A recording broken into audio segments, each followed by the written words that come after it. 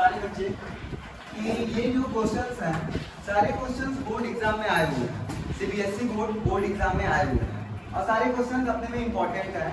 तो सारे क्वेश्चंस को लाइन बाय लाइन हम लोग सॉल्व करते हैं, ठीक है। तो सबसे पहला क्वेश्चन ध्यान दीजिएगा, which one is a chemical change, rusting of iron या मेल्टिंग ऑफ आयरन। क्वेश्चन बोला है कि इसमें से केमिकल चेंजेस कौन से हैं, केमिकल चेंजेस कौन सा है, रस्टिंग ऑफ आयरन, आयरन में जंग लगना या आयरन का पिघलना, दोनों में केमिकल प्रॉपर्टी क्या है। तो केमिकल प्रॉपर्टी आपकी जो होगी वो रस्टिंग ऑफ आयरन होगा। रस्टिंग ऑफ आयरन इसलिए केमिकल प्रॉपर्टी होगा, क्या होगा आंसर, रस्टिंग ऑफ आयरन। और क्यों होगा, क्योंकि रस्टिंग ऑफ आयरन में जंग इसलिए लगता है क्योंकि लोहा जो है वो क्या करता है, एयर एंड मॉइस्चर से रिएक्शन करता है तो Fe2O3 आयरन का ऑक्साइड बनाता है, इसलिए ये रस्टिंग ऑफ आयरन हमारा करेक्ट आंसर होगा। ये केमिकल प्रॉपर्टी क्या करता है, शो करता है। क्लियर है, पहले क्वेश्चन में आंसर समझ आ गया। दूसरा देखिएगा, name the law which is kept in mind while we balance a chemical reaction. Chemical जो रिएक्शन को बैलेंस किया जाता है, अभी आप लोग बैलेंसिंग इक्वेशन सीखे थे, तो केमिकल इक्वेशन को जो बैलेंस किया जाता है तो ये कौन से लॉ को फॉलो करता है, तो ये law of conservation of mass को फॉलो करता है। किसको फॉलो करता है, लॉ ऑफ, लिख देते हैं, ये किसको फॉलो करता है, law of conservation of mass को। ये क्लास 9 का है, कंजर्वेशन ऑफ मास को। क्यों 9 का, ये 10th का चीज 9th में क्यों दिया, 9th का 10th में क्यों दे दिया है, तो चीजों को दे दिया जाता है। और law of conservation of mass क्या होता है, mass of the reactant, mass of the reactant is equal to the mass of the product. देखो जैसे कि हम यहाँ प्रूव करके भी दिखा देते हैं, H2 + Cl2 ये क्या होता है, 2HCl होगा। ये बैलेंस है ना, तो बैलेंस की जरूरत क्यों पड़ी, क्योंकि अब देखो इसका जो मास ऑफ द रिएक्टेंट कितना होगा उतना ही मास ऑफ द प्रोडक्ट भी होगा। कैसे देखो, 2 है, 2 इंटू एटॉमिक मास कितना होता है, 1 होता है। क्लोरीन का 2 यहाँ लगा है और क्लोरीन का एटॉमिक नंबर 17 होता है, लेकिन एटॉमिक मास जो होता है वो 35.5 होता है एटॉमिक मास। तो ये 71 आ गया और यहाँ से 2, दोनों को ऐड करेंगे कितना आएगा, 73 आएगा। और यहाँ पे देखिए 2 लिख लीजिए, H का एटॉमिक मास 1 होता है, Cl का 35.5, दोनों को ऐड करेंगे 36.5 इंटू 2, तो कितना है 73। तो mass of the reactant is equal to the mass of the product. तो बैलेंस की करने की जरूरत क्यों पड़ी, क्योंकि वो law of conservation of mass को क्या करता है, फॉलो करता है। क्लियर है, इस का आंसर मिल गया। अब थर्ड देखिए, physical difference between physical and chemical changes. Physical and chemical changes में क्या डिफरेंस है, भौतिक और रासायनिक गुण में क्या संबंध है, मतलब अलग अलग है। तो फिजिकल चेंजेस में क्या होता है, एक चीज से दूसरा चीज क्या कर सकते हैं, प्राप्त किया जा सकता है। मतलब एक सबस्टांस दूसरे सबस्टांस में चेंज होता है तो उससे इसको भी क्या कर सकते हैं, प्राप्त कर सकते हैं। जैसे पानी का बर्फ में बदलना और बर्फ का फेज क्या होना है, पानी में बदलना। तो ये तो दोनों एक दूसरे, फ्रिज में रखो पानी बर्फ में जम जाएगा, बाहर निकाल दो पानी हो जाएगा, समझ में आ गया। तो क्या हुआ, ये फिजिकल चेंजेस है, ये क्या है, फिजिकल चेंजेस। और केमिकल चेंजेस में एक से दूसरा चीज बना, लेकिन दूसरे से फिर पहला चीज बनना बहुत सारी चीजों में क्या है, असंभव है। समझ आ रहा है, तो फिजिकल एंड केमिकल चेंजेस में अंतर समझ आ रहा है, जो कॉमन डिफरेंस है। फिजिकल चेंज में फिर से हम वही सबस्टांस प्राप्त कर सकते हैं, लेकिन केमिकल चेंज में वो सबस्टांस न्यू, मतलब जब नया बन गया, नया सबस्टांस बन गया, फिर से वो नहीं रहा मैक्सिमम केस। क्लियर हो गया, तीसरे का आंसर मिल गया। चौथे का, what happens when quicklime is added into water. Quicklime क्या होता है, ध्यान दीजिएगा, क्विकलाइन होता है हमारा CaO। क्विकलाइन क्या होता है, CaO। CaO में क्या ऐड करने के लिए बोल रहा है, H2O। क्या ऐड करने के लिए बोल रहा है, H2O। तो क्या बनेगा, ध्यान दीजिएगा, ये कैल्शियम हाइड्रोक्साइड बनता है। क्या बनता है, कैल्शियम हाइड्रोक्साइड बनता है, CaOH का बोल। क्लियर है, बातें समझ में आ रहा है, क्या बनता है, CaOH का बोल। ये रिएक्शन है, सारी रिएक्शन को क्या करना, हमको समझना हो गया। बात समझ में आ गया। क्विकलाइन में अगर हम पानी को डालें तो क्या बनता है, कैल्शियम हाइड्रोक्साइड बनता है। Next question, What happens when zinc carbonate, Zn carbonate is heated in air? Zinc carbonate को क्या किया जा रहा है, हीट किया जा रहा है। तो जब हीट करेंगे ना तो यहाँ से कार्बन डाइऑक्साइड गैस निकलेगा। क्या निकलेगा, कार्बन डाइऑक्साइड गैस, मतलब CO2 गैस निकलेगा। अब जब CO2 गैस निकल गया तो क्या बचा, यहाँ पे एक ही ऑक्सीजन बच गया और Zn बच गया, जिंक ऑक्साइड। समझ आ रहा है कि जब हम जिंक कार्बोनेट को क्या कर रहा है, हीट कर रहे हैं, तो क्या मिल रहा है, कार्बन डाइऑक्साइड गैस निकल रहा है। क्लियर है और ZN क्लियर है, बातें समझ में आ रहा है, 5 क्वेश्चन समझ में आ गया। अब अगला ये सारे क्वेश्चन एग्जाम में आ रहे हैं। अब छठवां question, burning of candle chemical changes होता है कि फिजिकल चेंजेस? तो ध्यान दीजिएगा, बर्निंग ऑफ कैंडल, कैंडल का जो जलना होता है वो फिजिकल चेंजेस भी होता है और केमिकल चेंजेस भी होता है। बहुत इंपॉर्टेंट क्वेश्चन है, बहुत बार पूछा गया है एग्जाम में। क्लियर है? हाँ इसका कौन सा सेब? सेब को अगर हमारा जो काटते हैं तो यहाँ पे सेब कट रहा है, तो सेब क्या है? फिजिकल चेंजेस है, नॉट अ केमिकल चेंजेस। अगर ये नए समझदार में थोड़ी ना फॉर्म हो रहा है। सेब को अगर हम लोग काटते हैं तो सेब हमारा कट रहा है, तो क्या नया समझदार मिल रहा है? नहीं, सेब ही रह रहा है ना। तो जब तक न्यू समझदार नहीं मिलेगा तब तक वो हमारा केमिकल चेंजेस होगा ही। अब इसके बाद 7वां अच्छा क्वेश्चन है, बहुत बार ये रिएक्शन पूछा जाता है। लेड नाइट्रेट का अगर पोटेशियम आयोडाइड के साथ रिएक्शन कराते हैं तो लेड नाइट्रेट हमारा होता है PbNO3 का होल ट्वाइस। लेड नाइट्रेट हमेशा ये क्वेश्चन पूछा जाएगा और देखिएगा बहुत बार पूछा गया है। लेड नाइट्रेट का किसके साथ? पोटेशियम आयोडाइड के साथ रिएक्शन कराते हैं तो क्या बनता है? ध्यान रखना है, कोई बताएगा? हाँ हाँ हाँ, तो ये हमारा क्या बनता है? Potassium KNO3 plus PbI, lead iodide. यहाँ पे आयन एक्सचेंज होता है। क्या होता है? Ion exchange. और किस टाइप का ये रिएक्शन दिखाता है? डबल डिस्प्लेसमेंट रिएक्शन दिखाता है। कौन सा रिएक्शन दिखाता है? Double displacement. और वेरी इंपॉर्टेंट रिएक्शन है ये, समझा ना? देखो कैसे बताएंगे, Pb है इसके साथ ये माइनस वाला है और ये प्लस और ये माइनस वाला है, तो इस प्लस के साथ क्या चलेगा? ये वाला माइनस और इस प्लस के साथ ये वाला माइनस। समझ में आ रहा है? तो इस तरह ये रिएक्शन कंप्लीट होता है। बैलेंस करना होगा तो आपको कर लीजिएगा, ठीक है? ये 7 क्वेश्चंस हो गए। अब कुछ क्वेश्चंस के बारे में और डिस्कस करते हैं जो कि बुक में है। ध्यान दीजिएगा सारे बच्चे, अब इसको सुनिएगा। मल्टीपल चॉइस क्वेश्चंस है। Which of the following is not a physical changes? बोला है इनमें से बताइए कि कौन सा फिजिकल चेंजेस नहीं है। तो पहला बोला boiling of water. Boiling of water, water को गर्म करना फिजिकल चेंजेस है कि नहीं है? है। बॉइलिंग ऑफ वाटर क्या है? फिजिकल चेंजेस होता है। Second option, melting of ice to give water. Ice से अगर पानी में बदल रहा है तो फिजिकल चेंजेस है कि नहीं है? है। हमको ऑप्शन में बताना है कि कौन नहीं है, तो ये भी है हमारा। थर्ड ऑप्शन है dissolution of salt in water. Dissolution of salt in water, ये भी है। Dissolution of salt in water, अगर सॉल्ट को पानी में डाला गया, सॉल्ट को पानी में डाला गया तो फिर पानी को इवेपोरेट करा दो, 100 डिग्री सेल्सियस पे बॉईल करा दो, पानी उड़ गया और फिर नमक नहीं प्राप्त हो गया। तो ये भी हमारा क्या है? फिजिकल चेंजेस है। तो अब लास्ट ऑप्शन जो बचा वही होगा हमारा केमिकल, मतलब फिजिकल चेंजेस की वजह से कि ऑप्शन है combustion of liquefied petroleum gas. और पेट्रोलियम गैस का क्या करना? कंबस्टन, मतलब कि उसको गर्म करना, ऑक्सीजन के साथ रिएक्शन करना, तो वो क्या होता है? हमारा केमिकल प्रॉपर्टी होता है, ठीक है? तो ऑप्शन हमारा डी सही है। क्लियर है? फिर second question, which one of the following process involve chemical reaction? Which one of the following process involve chemical reaction? ठीक है, तो किसमें केमिकल रिएक्शन क्या है? इन्वॉल्व है। तो आप ध्यान दीजिएगा, कॉपर को अगर हम लोग लाइट में गर्म करते हैं, कॉपर को अगर हम एयर के प्रेजेंस में गर्म करते हैं, कॉपर को एयर के प्रेजेंस मतलब ऑक्सीजन के साथ अगर रिएक्ट करते हैं तो क्या बनाता है? कॉपर ऑक्साइड बनाता है, ठीक है?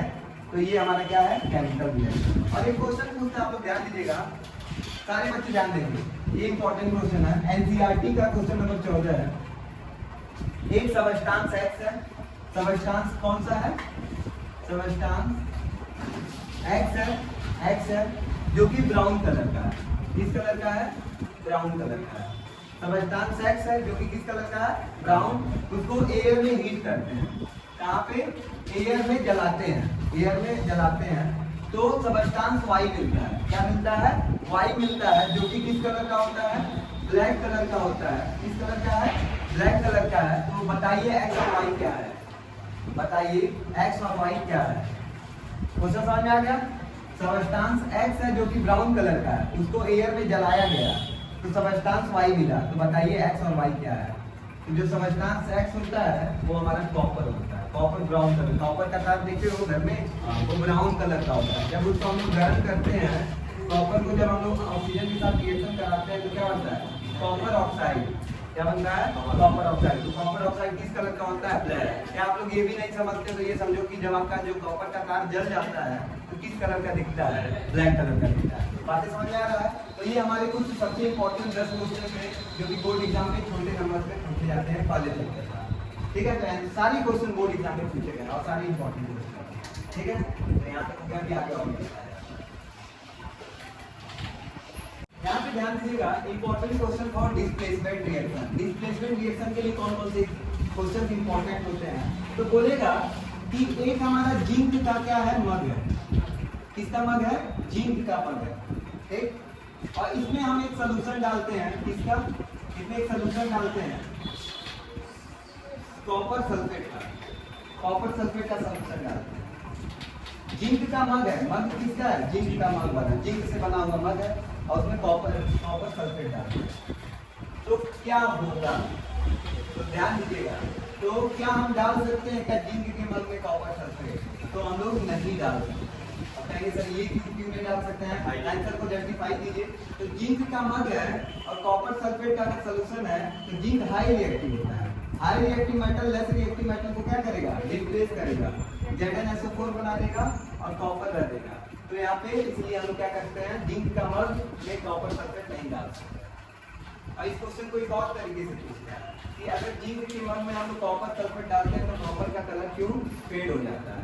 ये भी समझ में आ गया। ठीक, मतलब बदल क्यों जाता है? क्योंकि पहली बात तो ये है कॉपर सल्फेट ब्लू कलर का था और पक्का जिंक के साथ रिएक्शन करके जिंक सल्फेट बना देगा तो कलर चेंज हो जाता है। सेकंड क्वेश्चन, इसमें कॉपर का मग है। किसका मग है? कॉपर का। इसमें अगर जिंक सल्फेट डाला जा रहा है, क्या डाला जा रहा है? लिक्विड जिंक सल्फेट डाला जा रहा है। क्या डाला जा सकता है? बिल्कुल डाला जा सकता है, क्योंकि कॉपर लेस रिएक्टिव है। लेस रिएक्टिव जिंक सल्फेट को क्या करेगा? डिस्प्लेस नहीं कर पाएगा। समझ में आ गया? तो इसमें डाला जा सकता है और इसमें डाला नहीं जा सकता है। और लास्ट थर्ड क्वेश्चन जो इंपॉर्टेंट क्वेश्चन है, बोलता है कॉपर सल्फेट का सोल्यूशन है। किसका सोल्यूशन है? कॉपर सल्फेट का, CuSO4। और इसमें क्या किया जाता है? नील डाला जा रहा है। क्या डाला जा रहा है? नील मतलब कि काटी डाला जा रहा है। काटी आपको समझते हैं, काटी को कॉपर सल्फेट सोल्यूशन में डाला जाएगा। ये नीले कलर का होता है। किस कलर का होता है? कॉपर सल्फेट ब्लू कलर का होता है। कॉपर सल्फेट का अगर सोल्यूशन देखेंगे तो किस कलर का होता है? ब्लू कलर का होता है और उसमें काटी डाला जाता है। अब काटी डालने पे क्वेश्चन ये पूछता है कि जैसे ही काटी डालते हैं तो जो नीले कलर का सोल्यूशन होता है वो फेड क्यों हो जाता है? उसका कलर थोड़ा सा बदल क्यों जाता है? समझ में आ रहा है? उसका कलर चेंज क्यों हो जाता है? तो इसका रीजन सुनिएगा, सारे बच्चे सुनेंगे। जो नेल होता है, नेल आयरन है, आयरन का नेल है। आयरन को जब हम कॉपर सल्फेट के सोल्यूशन में डालते हैं तो ध्यान दीजिएगा कुछ इस तरह होगा। हाँ, तो ये हाई रिएक्टिव मेटल है और ये less reactive. High reactive metal is displace, less reactive metal तो यहाँ से लेस को निकाल देगा तो ये FeSO4 बना देगा। क्या बना देगा? FeSO4। तो आपको कॉपर सल्फेट रहा नहीं तो अब इसका कलर भी क्या हो जाएगा? फेड हो जाएगा। तो आपको क्या बोलना है कि ये डिस्प्लेसमेंट रिएक्शन शो करता है। समझ में आ रहा है? इसलिए नीले कलर पे क्या हो जाता है? कलर चेंज हो जाता है, फेड कलर ग्रीनिश कलर का हो जाता है। क्लियर हो गया? कोई डाउट नहीं? ये डिस्प्लेसमेंट रिएक्शन के कुछ इस तरह के क्वेश्चंस आते हैं जो कि हमेशा आते हैं एग्जाम में। अब अगला देखो, important question for redox reaction. Redox मतलब कि आपको बताना है कि कहाँ पे ऑक्सीडेशन हो रहा है और कहाँ पे रिडक्शन हो रहा है। और ये जो क्वेश्चन है ये बहुत बार पूछा गया है। यूपी बोर्ड, CBSE बोर्ड, सारे बोर्ड में ये क्वेश्चन का हमको लगता है बहुत बार पूछा गया है। तो इस क्वेश्चन को तो आपको बहुत ध्यान से और हमेशा पहले बता देना है। आपको क्या बताना है कि कहाँ पे ऑक्सीडेशन हो रहा है और कहाँ पे रिडक्शन हो रहा है। तो आज जो ट्रिक बताएंगे वो बहुत इंपॉर्टेंट ट्रिक है। हमेशा ऑक्सीडेशन और रिडक्शन रिएक्टेंट का होता है। इसका होगा रिएक्टेंट। आप लोग क्लास 10 के लिए इसका लिखोगे रिएक्टेंट का। अब ध्यान दो, ऑक्सीजन का अगर गेन होता है तो क्या होता है? ऑक्सीडेशन। ऑक्सीजन अगर निकल जाता है तो रिडक्शन। तो ये PbO से किस में चल जाता है? PB में। तो ऑक्सीजन था इसके पास और उसने ऑक्सीजन को क्या कर दिया? दे दिया। तो ऑक्सीजन का लूज होना मतलब कि रिडक्शन। तो ये कौन सा? तो कौन रिडक्शन दिखा रहा है? तो PbO रिडक्शन दिखा रहा है। किसका रिडक्शन हो रहा है? PbO का। समझ में आ रहा है? हमेशा रिएक्टेंट वाले का रिडक्शन होता है। हमेशा किसका रिडक्शन होता है? रिएक्टेंट वाले पार्ट का होता है। किसका होता है रिडक्शन? रिएक्टेंट पार्ट का। तो पीबी का रिडक्शन नहीं हो रहा है, रिडक्शन किसका हो रहा है? पीबीओ का। हमेशा रिएक्टेंट का रिडक्शन होगा। आ गया? नहीं, सीधे लिखना पीबीओ का रिडक्शन होगा। अब फिर सेकंड, कार्बन से एक बीच में बदल जाता है कार्बन डाइऑक्साइड। तो कार्बन में ऑक्सीजन जुड़ गया होगा, तो जब जुड़ गया होगा तो कार्बन का क्या हुआ होगा? तो कार्बन का क्या हुआ होगा? ऑक्सीडेशन। समझ आ रहा है? तो पीबीओ का रिडक्शन हुआ है और कार्बन का क्या हुआ? ऑक्सीडेशन। और एग्जाम में ऑप्शन क्या रहता है, ध्यान देना। एग्जाम में ऑप्शन रहता है पीबीओ का रिडक्शन हुआ है, कार्बन का ऑक्सीडेशन हुआ है, पहला ऑप्शन, दूसरा ऑप्शन, तीसरा ऑप्शन कार्बन डाइऑक्साइड का ऑक्सीडेशन हुआ है, पीबी का रिडक्शन हुआ है। तो इन दोनों का तो ऐसे ही गलत हो जाएगा, बस सही इन दोनों का है। समझ आ रहा है? तो ऑप्शन को पहचान लोगे, ठीक है। इसमें बताओ किसका ऑक्सीडेशन हुआ है, किसका रिडक्शन हुआ है? NO का रिडक्शन होगा और इस तरह के भी क्वेश्चन आपके एग्जाम में समझ आ गया। डिस्प्लेसमेंट एंड ऑक्सीडेशन क्वेश्चन बहुत अच्छे सारे इंपॉर्टेंट क्वेश्चन। अगला जो क्वेश्चन है सॉफ्ट आंसर टाइप में, define the term decomposition reaction. Decomposition reaction को समझाना है। तो डीकंपोजिशन रिएक्शन आप लोगों को सारे बच्चों को पता है कि कोई भी एक, इसमें एक रिएक्टेंट होता है और जब वो ब्रेक डाउन होता है मोर देन 2 में ब्रेक डाउन होता है, उसी को डीकंपोजिशन रिएक्शन कहते हैं। लेकिन बोला है कि आप एग्जांपल दीजिए थर्मल डीकंपोजिशन रिएक्शन का। तो थर्मल डीकंपोजिशन क्या होता है? कैल्शियम कार्बोनेट को अगर हम क्या करें, हीट करें तो किसमें बदलेगा? कैल्शियम ऑक्साइड और कार्बन डाइऑक्साइड। और अभी जस्ट 7वां क्वेश्चन या 5वां क्वेश्चन आप लोग ये भी पढ़े हैं, जिंक कार्बोनेट को जब हीट करते हैं तो ये किसमें बदल देगा? ZnO प्लस CO2 बदलेगा। तो ये थर्मल डीकंपोजिशन का रिएक्शन है। और थर्मल डीकंपोजिशन होता क्या है? जब किसी भी सबस्टेंस को क्या करते हैं, हीट करते हैं, तो वो क्या किसमें टूटता है? ZnO और CO2 में टूटता है। तो ये थर्मल डीकंपोजिशन के क्या होगा? एग्जांपल होगा। बातें समझ में आ गया? Thermal decomposition. फिर इसके बाद अगला क्वेश्चन, ये 2016 में क्वेश्चन पूछा गया था। अब 2018 में दिल्ली में सीबीएसई बोर्ड में क्या क्वेश्चन बोला गया? Decomposition reaction require energy either in the form of light, electricity for breaking down the reaction। मतलब कि ये बोला है कि जो डिकम्पोजिशन रिएक्शन होता है उसके लिए आप एग्जांपल बताइए कि वो लाइट में टूटे, मतलब लाइट जब मिले तब कोई सबस्टेंस टूटे, और इलेक्ट्रिसिटी पास हो तब सबस्टेंस टूटे, या हीट दिया जाए तब सबस्टेंस टूटे। तो थर्मल डिकम्पोजिशन का एग्जांपल तो हमने दे रखा है, दो और देना है, लाइट से जब टूटेगा तो AgCl ले लो। AgCl को सनलाइट में रख दो तो ये क्या होता है? ये फोटोकेमिकल होता है ना, फोटोकेमिकली वाला। सनलाइट के प्रेजेंस में रखोगे तो ये किसमें टूट गया? Ag और Cl। समझ आ रहा है? तो सनलाइट के प्रेजेंस में रखने में टूट गया। और ये क्वेश्चन और बताइए इलेक्ट्रोलाइट, मतलब जब इलेक्ट्रिक करंट दिया जाता है तब, जब इलेक्ट्रिक करंट दिया जाएगा तो किसको? NaCl को। किसको दे दो?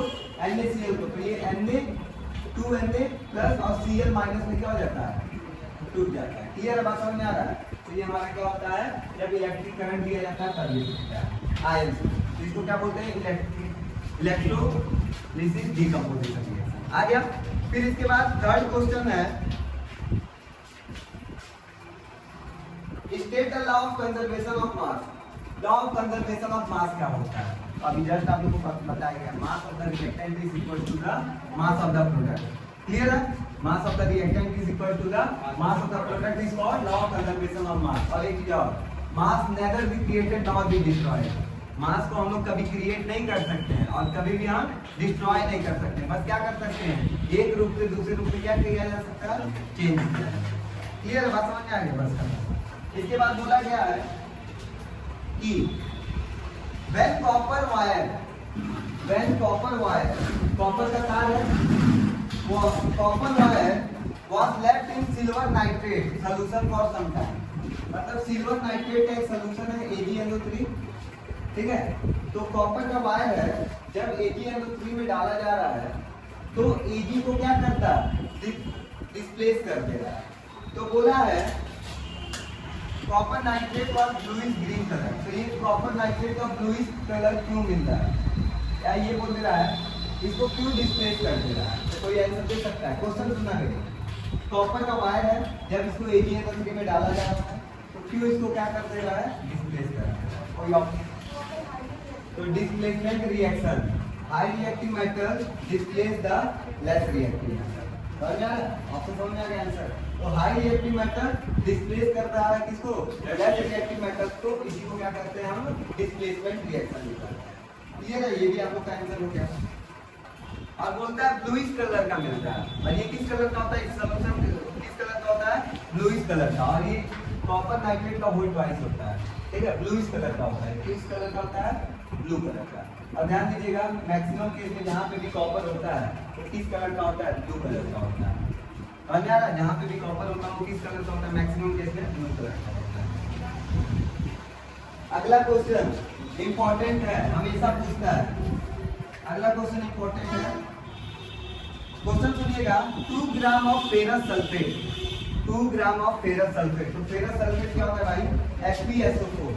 क्या होता है, FeSO4। Ferrous sulphate crystal are heated in boiling tube. इसको हम लोग क्या किया जा रहा है, हीट किया जा रहा है। और किसमें हीट किया जा रहा है, बॉइलिंग ट्यूब में। तो क्या ऑब्जर्वेशन मिल रहा है, मतलब कि क्या आपको देखने को मिल रहा है। तो पहला चीज, जब इसको हम लोग हीट करते हैं तो SO2 और SO3 में टूटता है और Fe2O3 में टूटता है। पहला ऑब्जर्वेशन क्या देखते हैं कि जब इसको हम लोग हीट करते हैं तो ये किसमें टूटता है, Fe2O3 SO2 और SO3 में टूटता है। ये रिएक्शन याद करने वाली है, ठीक है। और क्या देखने को मिल रहा है, तो ये बताओ किस तरह का रिएक्शन शो कर रहा है, थर्मल डिकम्पोजिशन रिएक्शन। किस तरह का रिएक्शन शो कर रहा है, हीट देने पे ये क्या हो रहा है, मोर देन 1 में टूट रहा है। तो ये किस तरह का रिएक्शन शो कर रहा है, थर्मल डिकम्पोजिशन रिएक्शन शो कर रहा है। सेकंड क्वेश्चन, इसी में क्वेश्चन पूछा है कौन सा गैस निकल रहा है। तो कौन सा गैस निकल रहा है, सल्फर डाइऑक्साइड गैस क्या कर रहा है, इवॉल्व हो रहा है, निकल रहा है। थर्ड क्वेश्चन, ये किस तरह का रिएक्शन शो करता है भाई, किस तरह का रिएक्शन शो करता है, थर्मल डिकम्पोजिशन रिएक्शन। समझ आ रहा है, थर्मल डिकम्पोजिशन क्यों, क्योंकि एक टूट रहा है, जब हीट दिया जा रहा है मोर देन 1 प्रोडक्ट में टूट रहा है। फिर इसके बाद इंपॉर्टेंट क्वेश्चन, ये इंपॉर्टेंट था, give reason for this, all decomposition reaction are endothermic reaction. बोला है सारे डिकम्पोजिशन रिएक्शन एंडोथर्मिक रिएक्शन क्यों होते हैं, सारे डिकम्पोजिशन रिएक्शन एंडोथर्मिक रिएक्शन क्यों होते हैं। तो कोई बता सकता है, देखो क्योंकि जब हम लोग इसको हीट करते हैं, किसी भी चीज को हीट करोगे तो एनर्जी क्या होगा, निकलेगा। हाँ मान लो एनर्जी निकलेगा नहीं, दिया जा रहा है, मतलब कि किसी भी चीज को हीट किया जा रहा है। पहले क्वेश्चन समझ लो, डिकम्पोजिशन जो रिएक्शन होता है, डिकम्पोजिशन और भी थर्मल डिकम्पोजिशन रिएक्शन जो होता है वो किस तरह का रिएक्शन होता है, क्या कर रहा है, एंडोथर्मिक। आप लोग को एंडोथर्मिक का मतलब क्या पता है कि हीट को क्या करता है, एब्जॉर्ब करता है, हीट एब्जॉर्ब करता है। तो खुद देखो इतने सारे डिकम्पोजिशन रिएक्शन के एग्जांपल है। जब किसी भी चीज को गर्म करोगे तो तुम हीट दे रहे हो ना, जब तुम हीट दे रहे हो तो वो एब्जॉर्ब नहीं करेगा, हीट को, एनर्जी को एब्जॉर्ब नहीं करेगा। तो इस तरह हमको पता चलता है कि all decomposition, thermal decomposition reaction is called endothermic reaction. समझ आ रहा है, क्योंकि तुम किसी भी चीज को हीट कर रहे हो तो तुम पहले से उसको ऊर्जा दे रहे हो, उष्मा दे रहे हो, और उष्मा दे रहे हो तो ये क्या एंडोथर्मिक रिएक्शन। क्लियर है, बात समझ में आ रहा है सारे बच्चों को, समझ में आया जी। इसके बाद देखो अगला क्वेश्चन, ये वाला बता सकते हैं। क्वेश्चन ये है, identify the each of the following reaction that balance chemical. Solution of substance X, ये ऐसे क्वेश्चन आते हैं। सॉल्यूशन ऑफ सबस्टेंस X, एक X सबस्टेंस है, ठीक है, सॉल्यूशन ऑफ सबस्टेंस है, used for testing carbon dioxide. ये किस लिए टेस्ट किया जाता है, कार्बन डाइऑक्साइड के लिए टेस्ट किया जाता है, ठीक है। Right the equation of the reaction X with carbon dioxide. X का किसके साथ, कार्बन डाइऑक्साइड के साथ अगर रिएक्शन किया जा रहा है तो क्या प्राप्त होगा, ठीक। ये तो और सेकंड क्वेश्चन है, हाउ इज X ऑब्टेन, और कैसे X प्राप्त होगा। तो ध्यान दीजिएगा कि किसका अगर हम लोग टेस्ट करते हैं, कोई बता सकता है, तो कैल्शियम ऑक्साइड का। कैल्शियम ऑक्साइड का पता लगाने के लिए हम लोग क्या करते हैं, इसका ही टेस्ट करते हैं, किसका, कैल्शियम ऑक्साइड का, ठीक है। समझ में आ रहा है, कि अगर कार्बन डाइऑक्साइड का टेस्ट मतलब ये टेस्टिंग करना कैल्शियम ऑक्साइड का, तो हम लोग कार्बन डाइऑक्साइड यूज करते हैं, ठीक है। अगर कैल्शियम ऑक्साइड कहीं किसी भी सब्सटेंस में प्रेजेंट है, अगर उसका टेस्टिंग करना है तो हम लोग क्या टेस्ट करते हैं, कैल्शियम ऑक्साइड मतलब कार्बन डाइऑक्साइड यूज करते हैं, तब हमको पता चलता है कि यहाँ पे कैल्शियम ऑक्साइड प्रेजेंट है। समझ में आ रहा है? अब फिर से बता रहे हैं इसको कि अगर कोई भी चीज दे दिया गया, अब बोला गया कि बताओ ये क्या है, हाँ इसका टेस्ट बताओ, और हमको उस टीचर को पता है कि कैल्शियम ऑक्साइड है और हमको नहीं पता है, तो हम लोग अगर कार्बन डाइऑक्साइड डालेंगे तो हमको भी पता चल जाएगा कि क्या है वो कैल्शियम ऑक्साइड। अब कैसे है, जब कैल्शियम ऑक्साइड डालते हैं कार्बन डाइऑक्साइड में, कैल्शियम ऑक्साइड डालते हैं कार्बन डाइऑक्साइड में, तो क्या बनता है, कैल्शियम कार्बोनेट, मतलब कि व्हाइट कलर का प्रेसिपिटेट फॉर्म। समझ में आ रहा है? तो हम लोग को पता चल गया क्या कि कार्बन डाइऑक्साइड डालने पे ही तो हमको पता चला कि ये कैल्शियम कार्बोनेट व्हाइट पीपीटी आ गया। पहले ये एक्स था, हमको नहीं पता है क्या है, लेकिन जैसे ही हम कार्बन डाइऑक्साइड डाले वो किस तरह हो गया, व्हाइट पीपीटी दे दिया, मतलब समझ में आ गया ना कि वो कैल्शियम ऑक्साइड होगा। ये तो हो गया, तो एक्स पता चल गया, एक्स कार्बन कैल्शियम ऑक्साइड है। अब एक्स को कैसे बनाया जाता है, तो बताएगा कैल्शियम ऑक्साइड को कैसे बनाया जाता है, सॉरी कैल्शियम ऑक्साइड को नहीं, अब इसको बोला कैल्शियम ऑक्साइड का वाटर के साथ रिएक्शन बताओ।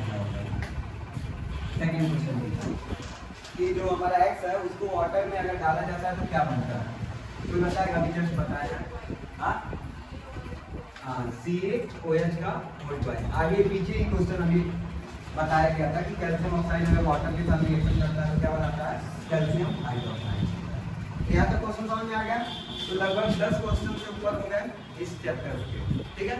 यहाँ तो कोई डाउट नहीं है, तो इंपॉर्टेंट क्वेश्चन है, जितने भी क्वेश्चन आपको यहाँ पे बताए।